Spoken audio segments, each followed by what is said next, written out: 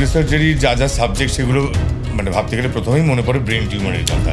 আর brain tumour আমি যত না ব্যক্তিগত জীবনে দেখেছি তার চেয়ে বেশি দেখেছি সিনেমা। ভালো একটা হ্যাপি সিন, হ্যাঁ, তারপরে সেই সিনটা শেষে আসছে একজন প্রচণ্ড মাথায় হাত দিয়ে এরম এরম করছে, তারপর সে পড়ে যাচ্ছে, একটা ব্ল্যাক আউট হয়ে যাচ্ছে, স্ক্রিনটাও ব্ল্যাক করে দেওয়া হয়। এমন কোনো মানুষ নেই যার মাথা ব্যথা কখনো হয়নি। প্রাইমারি হেডেক মানে হেডেক ইটসেলফ, মানে ওটাই একটা রোগ, এইগুলো বিনাইন।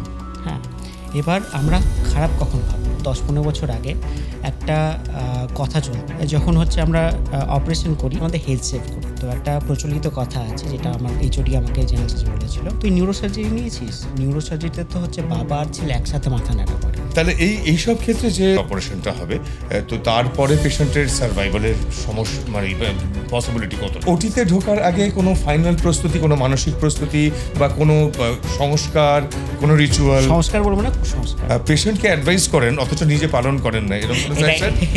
এটা একদম ক্যামেরায় বলা যায়।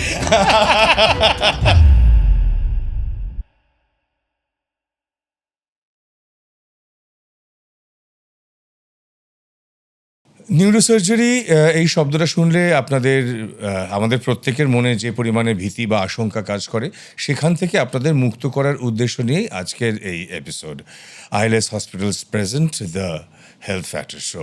যিনি আমাদের সাথে কথা বলবেন, ওনার মূল্যবান মতামত জানাবেন বিভিন্ন বিষয়, তিনি হচ্ছেন doctor Priyaranjan Mondal, consultant neurosurgeon, brain and spine, ILS hospitals. Doctor Mondal, আমাদের অনুষ্ঠানে আসার জন্য অনেক অনেক ধন্যবাদ। আমরা ভীষণ সম্মানিত এবং প্রীত আপনাকে পেয়ে। আমাদের অনেক প্রশ্ন রয়েছে, আপনার নলেজের যা গভীরতা, যা বিস্তৃতি, সেই তুলনায় আমাদের প্রশ্নগুলো হয়তো একটু বেসিক। সেসব প্রশ্নে আমরা ঢুকবো, তবু তার আগে একটু জানতে চাইবো নিউরোসার্জন হিসাবে আপনার জার্নি, আপনার বোধ। আমি অ্যাকচুয়ালি আমার ডাক্তারি জার্নিটা শুরু করি 2007 থেকে। আমি এমবিবিএসে ঢুকি নীলরতন সরকার মেডিকেল কলেজে। তারপর 2015-এ এমএস ঢুকি এসএসকেএম হসপিটালে। তো এমএস যখন করি আমাদের একটা রোটেশন থাকে, যে ডিফারেন্ট সুপার স্পেশালিটি ডিপার্টমেন্টে আমাদের এক মাস করে যেতে হয়। তো সেই সময় হচ্ছে নিউরোসার্জারিতে 1 মাস রোটেশন হয় আমাদের। তো বাকি ডিপার্টমেন্টগুলো রোটেশন করে খুব একটা মানে কি ক্লিক করেনি। হ্যাঁ, তো নিউরোসার্জারি যখন ঢুকলাম, ইট ওয়াজ লাইক, যেহেতু পিজিটি জেনারেল সার্জারি থেকে নিউরোসার্জারি সুপার স্পেশালিটি ডিপার্টমেন্টে খুব একটা কাজ দেওয়া হতো না, 12 ঘন্টা করে থাকতে হতো একবারে, 12 থেকে 16 ঘন্টা। তো সেই 16 ঘন্টা ইটস লাইক মানে লড়াই করছি। হ্যাঁ, এদিকে পেশেন্ট খারাপ হচ্ছে, একে ওটিতে পাঠাতে হচ্ছে, এর ট্রেকিওস্টমি হচ্ছে, একে চেস্ট ট্রেন দিতে হচ্ছে। তো এগুলো করতে করতে সামহাউ মানে ওই হেকটিক লাইফস্টাইলটা খুব ভালো লাগলো। আচ্ছা, হ্যাঁ, যে না মানে বারবার চ্যালেঞ্জ আসছে, একটা অ্যাড্রিনালিন সার্জ হচ্ছে বারবার এভরি টাইম। তো তখন ভাবলাম যে এমএসটা পাস করে এমসিএইচ নিউরোসার্জারিতেই করতে হবে। আচ্ছা, 2019-এ হচ্ছে এসএসকেএম আমি নিউরোসার্জারি ডিপার্টমেন্টে ঢুকি অ্যাজ এ পিডিটি। 2022-তে পাস করি।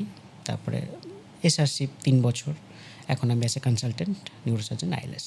আমরা কি বলবো, নিউরোসার্জারির যা যা সাবজেক্ট সেগুলো মানে ভাবতে গেলে প্রথমেই মনে পড়ে ব্রেন টিউমারের কথা। আর ব্রেন টিউমার আমি যত না ব্যক্তিগত জীবনে দেখেছি তার চেয়ে বেশি দেখেছি সিনেমায়। বিভিন্ন বাংলা ছবি, হিন্দি ছবিতে দেখা যায় নায়ক কিংবা নায়িকা কিংবা তাদের প্রিয়জন, মানে এমনি খুব ভালো একটা হ্যাপি সিন, হ্যাঁ, তারপরে সেই সিনটা শেষে আসছে একজন প্রচণ্ড মাথায় হাত দিয়ে এরম এরম করছে, তারপর সে পড়ে যাচ্ছে, একটা ব্ল্যাক আউট হয়ে যাচ্ছে, স্ক্রিনটাও ব্ল্যাক করে দেওয়া হয় অনেক সময়। তো ব্ল্যাক আউট হয়ে যাচ্ছে, তারপরের শটেই হচ্ছে ডাক্তারবাবু গম্ভীরভাবে বলছেন যে ওনার ব্রেন টিউমার হয়েছে। তো এই যে হঠাৎ করে এরকম ব্রেন টিউমার ধরা পড়ে, দেখুন মাথা ধরা, মাথা ঝিমঝিম, এটা তো আমাদের মানে অলমোস্ট সবারই হয়, কিন্তু এগুলোর মধ্যে কোনগুলোকে গুরুত্ব দেওয়া উচিত? সবারই তো আর মাথা ধরছে মানে ব্রেন টিউমার হচ্ছে না, কিন্তু ব্রেন টিউমারের ফার্স্ট সিমটমস বলতে আমরা কি ভাববো? আচ্ছা, আমাদের যখন মাথা আছে, মাথা ব্যথা তো থাকবেই, ঠিক আছে? এমন কোনো মানুষ নেই যার মাথা ব্যথা কখনো হয়নি। আমরা জেনারেলি মাথা ব্যথাটাকে দুভাবে ডিভাইড করি। একটা প্রাইমারি হেডেক, একটা সেকেন্ডারি হেডেক। আচ্ছা, প্রাইমারি হেডেক মানে হেডেক ইটসেলফ, মানে ওটাই একটা রোগ। যেমন মাইগ্রেন হয় অনেকের টেনশন হেডেক হয়, ক্লাস্টার হেডেক হয়, যে সারাদিন প্রচুর ডিউটি করলাম, এইদিকে ওইদিক ভাবলাম, মাথা ব্যথা শুরু হয়ে গেল, বিকেলে মাথা ব্যথা শুরু করলো, একটু ঘুমোলাম, সন্ধে কমে গেল, ঠিক আছে? তো এইগুলো বিনাইন।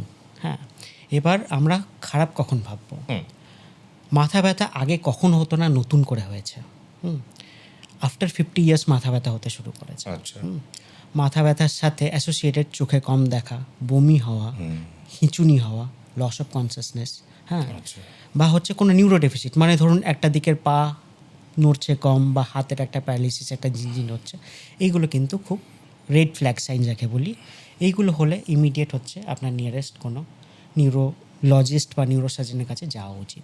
এরপরে তো সিটি স্ক্যান হবে বা এমআরআই স্ক্যান হবে, সেটা একদম, করে একদম। ডায়াগনোসড হয়। Diagnosed। তো এই যদি ব্রেন টিউমার ডায়াগনোসড হলো, তাহলে সেটা কতটা অবধি সেটা নিউরোমেডিসিনের আন্ডারে থাকবে, কখন সেটা নিউরোসার্জনের আন্ডারে ব্রেন যাবে? টিউমার অ্যাজ যদি আমি দেখে নিলাম ইনার ব্রেন টিউমার হয়েছে, নিউরোমেডিসিনের খুব একটা রোল এখানে কিছু নেই। আচ্ছা। ঠিক আছে, পুরো ব্যাপারটা নিউরোসার্জনের উপর চলে যাচ্ছে।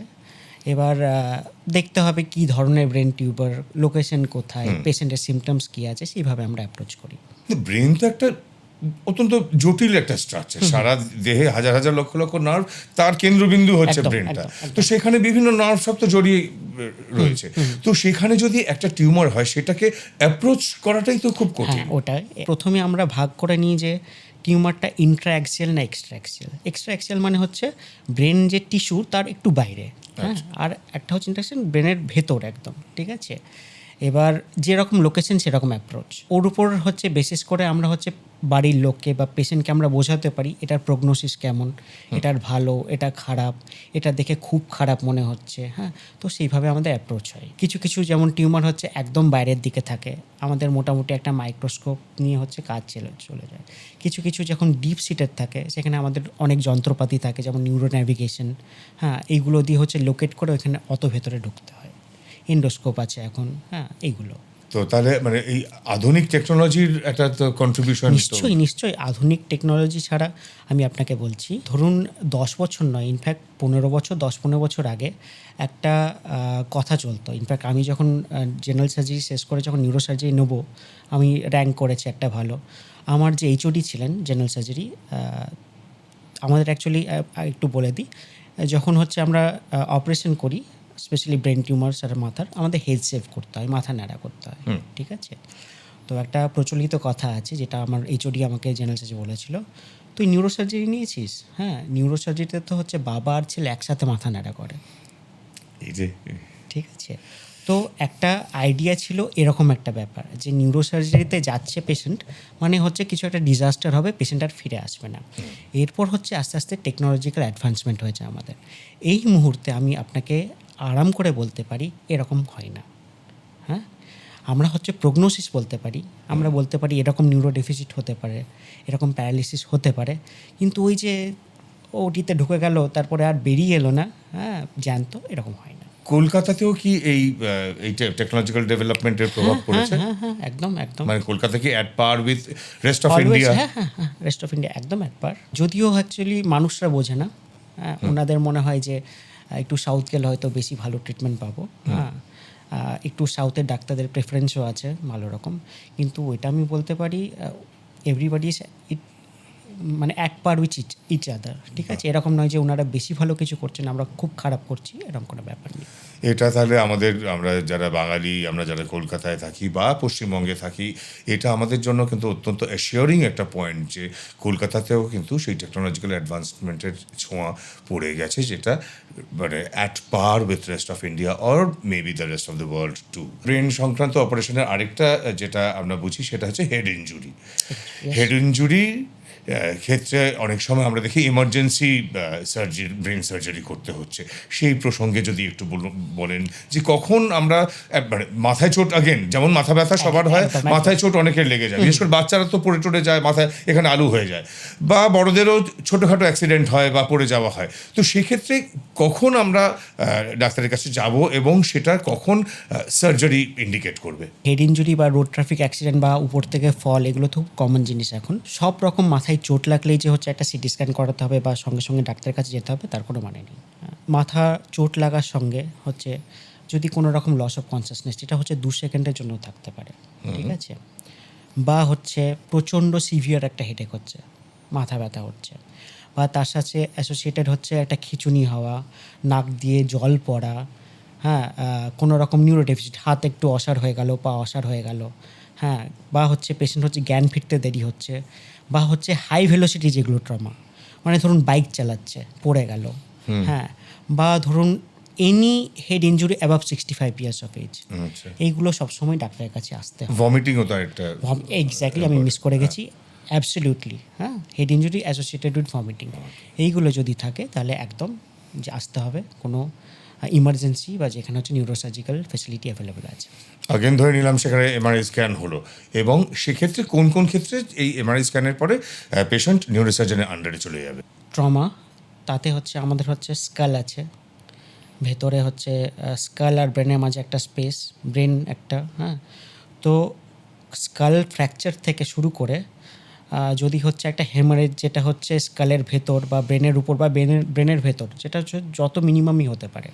যদি না, আমার যতটুকু মনে পড়ে স্কাল রয়েছে, তারপরে একটা পর্দা রয়েছে, তারপরে Dural রয়েছে, ব্রেন রয়েছে। brain এবার এই রয়েছে, পর্দা আর স্কালের মাঝখানে যদি একটা স্পেস হচ্ছে, এটা সাবডিউরাল, এই এপিডিউরাল বলছি আমরা, ঠিক আছে। ওইখানে হেমারেজ হোক, সাবডিউরাল হোক, পর্দা আর ব্রেনের মাঝখানে হতে পারে, ওটা সাবডিউরাল বলছি আমরা, Subdural হলো। সাবডিউরাল হলো, বা হচ্ছে ব্রেনের প্যারেনকাইমার মধ্যে হলো, ভেতরে মেটেরিয়ালের মধ্যে কনটিউশন হলো, একটা আইসিএইচ হলো, যেরকম ইনজুরি হোক, everything should be manage by neurosurgeon. সেখানে রক্ত জমাট যদি বাঁধে, একদম। তার মানে কিছু কিছু আবার হচ্ছে আমাদের হচ্ছে রক্ত জমাটা আমরা দেখতেই পাই না, ঠিক আছে।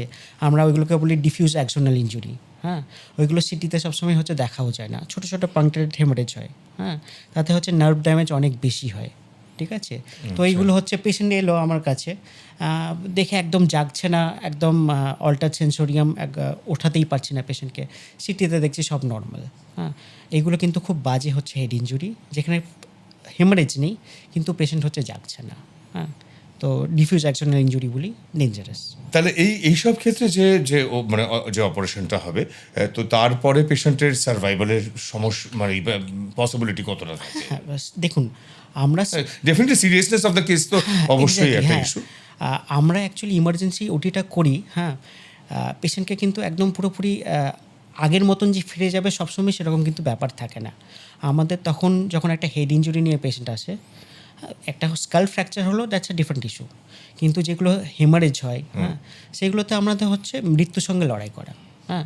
আমাদের ফার্স্ট চিপ টার্গেট থাকে যে পেশেন্টকে হচ্ছে সার্ভাইভাল হচ্ছে বাড়িয়ে দেওয়ার, বা পেশেন্টের যেন কি হয়, আমাদের হচ্ছে স্কাল একটা হচ্ছে ক্লোজড একটা বক্স, হাতে কেটে গেলে, পায়ে কেটে গেলে ইনফ্লামেশন হয়, ফুলে যায়, মাথার ভেতরে যখন কোনো চোট লাগে বা রক্তক্ষরণ হয়, সব কিছু কিন্তু একটা ব্যালেন্সে আছে।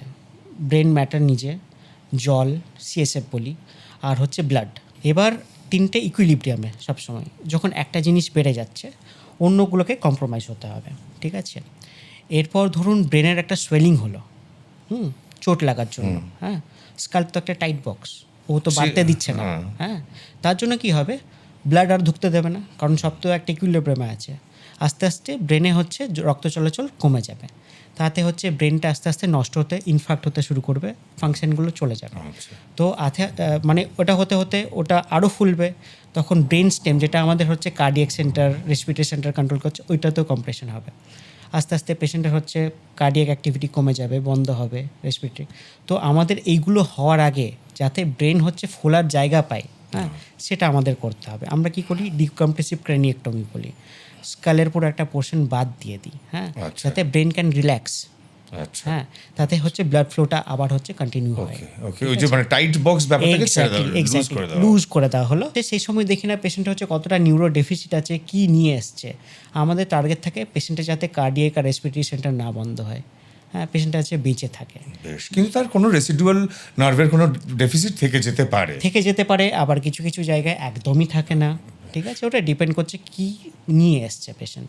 স্পাইন ইনজুরির ক্ষেত্রে যে যখন হসপিটালে নিয়ে যাওয়া হচ্ছে, তখন তো পেশেন্ট মানে যারা নিয়ে যাচ্ছে বা পেশেন্ট পার্টি, তাদের কিছু করণীয় থাকে এইরকম এই ধরনের। একদম অ্যাকচুয়ালি যেটা বলছি যে ইন্ডিয়াতে এখনও ওরকম হচ্ছে প্যারামেডিক যেটা হচ্ছে গ্রুপ খুব বেশি হচ্ছে সব জায়গায় অ্যাক্টিভ নয়। অ্যাকচুয়ালি বাইরের দেশে কি হয়, ওদের অ্যাকচুয়ালি স্পেশালাইজড হচ্ছে ট্রমা গ্রুপ থাকে, হ্যাঁ, যারা immediately within 5 to 10 minutes trauma, যেখানে চোট লেগেছে, একটা অ্যাক্সিডেন্ট হয়েছে, পৌঁছে যায়, হ্যাঁ। তো ওরা সব কিছু ম্যানেজ করে নেয়। আমাদের এখানে দেশে এখনো অত ডেভেলপ কিছু হয়নি, তাই আমাদের কিছু কিছু জিনিস জেনে রাখতে হবে। হ্যাঁ, ধরুন সেটা একটা- যদি একটু আমাদের Exactly, অডিয়েন্সের exactly, জন্য হ্যাঁ। বলুন, বিশেষ করে স্পাইন Spine ইনজুরির trauma. ক্ষেত্রে কোনো রোড ট্রাফিক অ্যাক্সিডেন্ট হলো কিংবা ফল ফ্রম আ হাইট হলো, তখন স্পাইনে চোট লাগে এবং সেটা বোঝা যায়, মানে বিশেষ করে পা দুর্বল হয়ে যেতে পারে, হাত দুর্বল হয়ে যেতে পারে, পেশেন্ট উঠে দাঁড়াতে পারছে না, এরকম। সেই ক্ষেত্রে পেশেন্টকে যখন হাসপাতালে নিয়ে যাবেন, কি কি করণীয় প্লিজ একটু মন দিয়ে শুনে নিন। ফার্স্ট অফ অল, স্পাইন ট্রমার পেশেন্ট যদি না তাকে মুভমেন্ট, ধরুন একটা রাস্তার মাঝে পড়ে আছে চোট লেগে, তাকে তো একটু মুভ করাতেই হবে। কিন্তু ধরুন একটা উপর থেকে ফল ফ্রম হাইট হলো, হ্যাঁ, ছাদের বা একটা কোনো জায়গায় যেটা সেফ, হ্যাঁ, পড়ে আছে, patient should not be moved. খুব একটা যাতে মুভমেন্ট না হয়, যত কম মুভমেন্ট হবে তত আচ্ছা। ভালো, ঠিক আছে।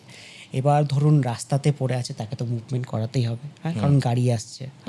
মুভমেন্ট এমনভাবে করব মিনিমাম যাতে হয়, ঠিক আছে, এবং পুরোটাই শোয়া, সুপাইন পজিশন। একদম সুপাইন, হ্যাঁ, সুপাইন, হ্যাঁ, মুভমেন্ট মিনিমাম হয়। আর তাতে আছে যাতে স্পাইনের মুভমেন্ট যাতে কম হয়, ঠিক আছে। এবার ধরুন তাকে ফুটপাথ পর্যন্ত নিয়ে আসছি, হ্যাঁ, ফার্স্ট অফ অল নিজে মুভমেন্ট করা উচিত নয়, হ্যাঁ। আমি দেখছি পা যেন একটু অসাড় লাগছে, আমি উঠে বসতে গেলাম, একদম না, আচ্ছা। হ্যাঁ। কল ফর হেল্প অলওয়েজ, হ্যাঁ। লোকজন এলো, এবার জেনারেলি কি হয়, আমরা লগ রোল শেখাই, হ্যাঁ। লগ রোল করে একটা স্পাইন বোর্ড বা একটা বোর্ডের মধ্যে দিয়ে পেশেন্টকে হচ্ছে ট্রান্সফার করতে হয়। সেটা তো সবসময় অ্যাভেলেবেল নাও থাকতে পারে, হ্যাঁ। তো কী করতে হয়, ধরুন 3-4 জন আপনার লোক জোগাড় হলো। একজন হচ্ছে আপনার সার্ভাইকাল স্পাইনে একটু কভার করবে, এমনি হাতগুলো ঢুকিয়ে তারপর একসাথে উঠিয়ে যতটুকু পারবে পেশেন্ট মানে একটু পুরো সেফ জায়গায় শিরদাঁড়াটাকে যারা যারা একদম, সাপোর্ট করছেন হ্যাঁ, সবাই নিয়ে- শিরদাঁড়াটাকে হাত দিয়ে সাপোর্ট নিয়ে করা। এসে করতে হবে। 2 নম্বর, যদি পেশেন্ট হেলমেট পরে থাকে, don't try to open the helmet টেনে বের করবেন না, কারণ আমরা জানি না সার্ভাইকাল স্পাইন ইনজুরি হয়েছে কিনা। Okay, very important point, হ্যাঁ, very important. টেনে বের করার জন্য না আরও বেশি ইনজুরি হতে পারে। আপনি পেশেন্টের হচ্ছে সামনে যে ফ্ল্যাপটা বা কভারটা তাকে খুলে নিন, পেশেন্টকে হাওয়া করুন, ঠিক আছে। 3 নম্বর, পেশেন্টকে উঠিয়ে বসানো যাবে না, হ্যাঁ। 4 নম্বর, পেশেন্টকে কিছু খাওয়ানো যাবে না, আচ্ছা। ঠিক আছে। একটু জল খাওয়ালাম, আমি তো জানি না ভেতরে স্টেটাস কি আছে, আচ্ছা। পেশেন্টের ধরুন ক্রেনিয়াল নার্ভ পলসি কিছু একটা হলো, পেশেন্ট অ্যাসপিরেট করলো, আচ্ছা। গিলতে পারছে না, ঠিক আছে। 5 নম্বর, কল ফর হেল্প, অ্যাম্বুলেন্স যত তাড়াতাড়ি হয়, হ্যাঁ। 6 নম্বর হচ্ছে মোটামুটি যারা রাস্তায় আছে দেখতে হবে পেশেন্ট মোটামুটি ঠিকঠাক শ্বাস নিতে পারছে কিনা, হ্যাঁ। শ্বাস ফাস নিচ্ছে, একটা সঙ্গে সঙ্গে অ্যাম্বুলেন্স হেল্প, মিনিমাম মুভমেন্ট, পেশেন্টকে বসানো যাবে না, এইগুলো হাসপাতালে এমার্জেন্সি। এক্স্যাক্টলি। সেখানে গিয়ে তো अगेन ডিকম্প্রেশন সার্জারি বা যেমন স্পাইনে যেরকম ইনজুরি হচ্ছে তার উপর ডিপেন্ড করে, হ্যাঁ, একটা ইনভেস্টিগেশন করে সেরকমভাবে অ্যাপ্রোচ করা। ইনজুরি ছাড়া স্পাইনের আর কি কি কমন কেস এখানে দেখতে পান? আপনি যেহেতু দীর্ঘ সময় কলকাতাতেই কাজ করেছেন, তো এখানকার পেশেন্টদের মধ্যে স্পাইনের আর কি কি সমস্যার মোস্টলি জন্য? স্লিপ ডিস্ক নিয়ে আসে, আচ্ছা। মোস্টলি, ঠিক আছে। কোমরে ব্যথা তো হচ্ছে খুব কমন প্রবলেম, ঠিক আছে। মোটামুটি অল্টারনেট পেশেন্ট কোমরে ব্যথা, হ্যাঁ। স্লিপ ডিস্ক, কোমরে ব্যথা হচ্ছে অ্যাকচুয়ালি মোস্টলি যারা হচ্ছে কর্পোরেটে কাজ করে বা হচ্ছে আইটি কোম্পানিগুলো, 80% অফ পেশেন্ট হচ্ছে মানে ব্যাড পশ্চারিং, ব্যাড পশ্চার, বসার পজিশন, বসার পজিশন খুব খারাপ। সারাদিন হচ্ছে ঝুঁকে ল্যাপটপে কাজ করছে, ঘাড়ে ব্যথা হচ্ছে, তো ওইগুলোতে খুব একটা বিশেষ ট্রিটমেন্ট লাগে না। জেনারেলি বলি যে একটু মাসেল রিল্যাক্সেন, একটু মাংসপেশিগুলো নরম করার জন্য ওষুধ, একটু কম্প্রেশন, ওয়ার্ম ইয়া কোল্ড, হ্যাঁ, ঠিক আছে। আর তার সাথে পশ্চার চেঞ্জ, ওটা করলে মোটামুটি রিলিফ হয়। আর স্লিপ ডিস্ক তো তারপরে আসি, হ্যাঁ, প্রচুর, হ্যাঁ। ওই আর কি ঝুঁকে ভারী জিনিস তুলছে, ঠিক আছে, সারাদিন অ্যাকচুয়ালি আমাদের সোসাইটিতে ঝাঁট দিচ্ছে ঝুঁকে, যেমন লম্বা ঝাঁটনা দিয়ে, হ্যাঁ, ভারী জিনিস বালতি তুললো, কাজ, স্পেশালি যারা হচ্ছে বাড়িতে কাজ করে প্রচুর, তো প্লাস চাষিবাসী লোকজন সারাক্ষণ ঝুঁকে পড়ে কাজ। কাজ করতে হচ্ছে। তো এই পপুলেশনে স্লিপ ডিস্ক খুব বেশি দেখা যায়, আর প্লাস স্পাইনাল টিউমার এগুলো তো আসেই। তো স্লিপ ডিস্কও তো মানে একসময় ছিল ট্র্যাকশন বা ইত্যাদি। ট্র্যাকশন তো আমরা এখন খুব একটা প্রেফার করি না, হ্যাঁ। ইনফ্যাক্ট বলতে পারেন ট্র্যাকশন হচ্ছে কন্ট্রাইন্ডিকেটেড এখন, দেওয়া উচিত নয়, না জেনে। তার জায়গায় কি বেল্টস এসছে? বেল্ট হচ্ছে আপনার একটা স্পাইনের মুভমেন্ট কমায়, হ্যাঁ। মোস্টলি হচ্ছে আপনার 2 রকম হয়, ধরুন একটা স্লিপ ডিস্ক এলো খালি পেন নিয়ে, ঠিক আছে, ওটা আমরা জেনারেলি কনজারভেটিভ ম্যানেজমেন্ট করি, ওষুধ, একটু রেস্ট, তারপরে একটু ব্যথা কমে গেলে ফিজিক্যাল এক্সারসাইজ বা ফিজিওথেরাপি। হ্যাঁ, তো মোটামুটি 80-90% অফ পেশেন্ট মোটামুটি আফটার 2 to 3 উইকস পেন কমে যায়। তারপরে একটু লাইফস্টাইল মডিফিকেশন করতে হয়, ঝুঁকে কাজ করবে না, রেগুলারলি ব্যায়াম করবেন, এইগুলো করলে রিলিফ। সেকেন্ড হয় একটা এক্সক্রুশিয়েটিং পেন, মানে প্রচণ্ড ব্যথা হচ্ছে, তার সাথে ব্লাডারের একটা কিছু প্রবলেম হচ্ছে, পেচ্ছাপ আটকে যাচ্ছে বা একটা সাইড হচ্ছে অবশ হয়ে যাচ্ছে। তো ওইগুলো হচ্ছে নার্ভের কোনো সিমটম? হ্যাঁ, ভালো রকম কম্প্রেশন হয়েছে, ঠিক আছে। তো ওইগুলো তো আমাদের ডিকম্প্রেশন করতে হয়, তখন ইনভেস্টিগেশন করে। তো ম্যাক্সিমাম মোটামুটি ওই ওষুধ আর ফিজিওথেরাপি এসব দিয়ে কাজ চলে যায়। আর হয়তো 10% অফ পেশেন্ট নিয়ে আসে যাদের হচ্ছে ইমিডিয়েট অপারেশন করতে হয় স্লিপ ডিস্কেও। বেশ। আমাদের ভীষণ গুরুত্বপূর্ণ, আমাদের জীবনের সাথে জড়িয়ে থাকা কিছু প্রশ্ন, তার উত্তর আমরা পেলাম। আমার কাছেও এটা সমৃদ্ধ হওয়ার মতন, আশা করি আপনারাও অত্যন্ত উপকৃত হলেন, এবং যাদের উপকারে আসবে এই ধরনের ইনফরমেশন তাদের মাঝখানে এই এপিসোডটা ছড়িয়ে দিন। এতে সকলেরই উপকার হবে, কারণ ডাক্তারবাবুরা তাদের মূল্যবান সময় ব্যয় করে আমাদের সাথে এই পডকাস্টে পার্টিসিপেট করছেন। তাদেরকে আমাদের তরফ থেকে অনেক অনেক ধন্যবাদ, এবং আপনাদের কেমন লাগছে সেটা জানতে আমরা আগ্রহী অবশ্যই, এবং যদি এর ফলে কারোর কোনো উপকার হয় তাহলে সেটাও আমাদের অবশ্যই জানাবেন।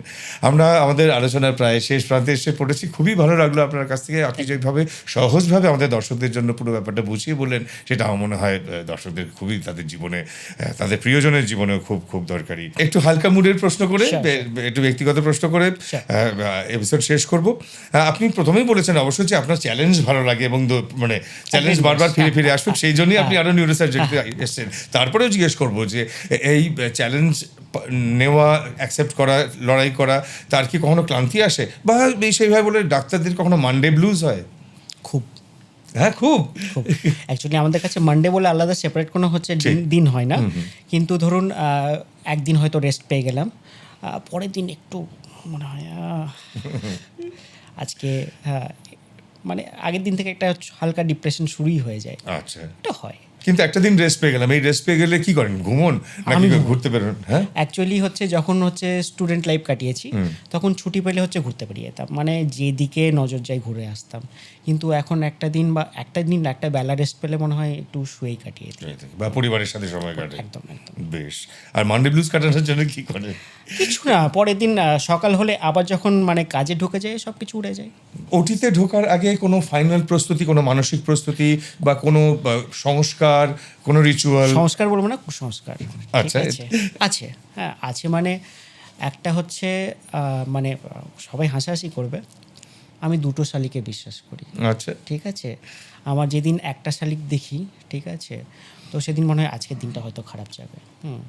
আর ব্যাপারটা আমার খারাপ নয়, পেশেন্টের যাতে কোনো রকম অসুবিধা না হয়, তো সেই জন্য এত কুসংস্কার। সেকেন্ড হচ্ছে ওটিতে ঢুকলে আমার হচ্ছে স্পেশাল সেট অফ চপ্পলই চাই, এইগুলো পরে গেলেই হচ্ছে ওটিতে ঢুকলে মোটামুটি আজকে সব কিছু ঠিকঠাক যাবে।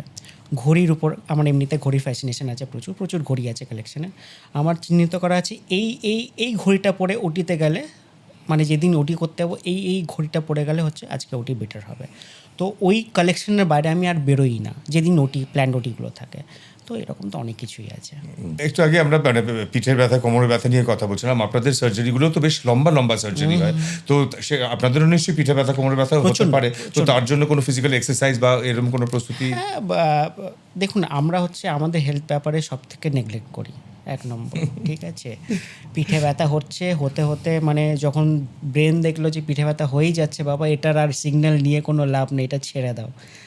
পিঠে ব্যথা অ্যাকচুয়ালি ওটির উপর এত বেশি কনসেন্ট্রেটেড থাকি, তো একটা সময় পিঠে ব্যথা হয়ে তারপর নাম হয়ে যায়, ইগনোর করে। হ্যাঁ, নাম হয়ে যায় আর বুঝতে পারি না।